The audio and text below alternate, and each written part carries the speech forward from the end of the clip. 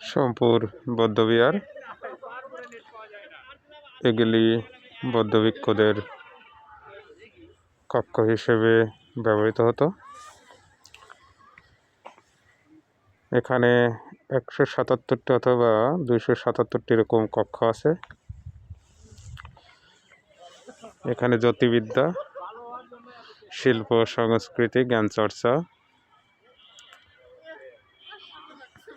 781 থেকে 821 বঙ্গাব্দ এটি প্রতিষ্ঠিত। রাজা ধর্মপাল এটি নির্মাণ করেছিলেন। দেখতে পাচ্ছেন মূল যে বৌদ্ধবিহার, সেটা কেন্দ্রে অবস্থিত। অনেক দর্শনার্থী এখানে আসছে, ভ্রমণ পিপাসু দর্শনার্থী। আমরা আরও কিছু দেখানোর চেষ্টা করব।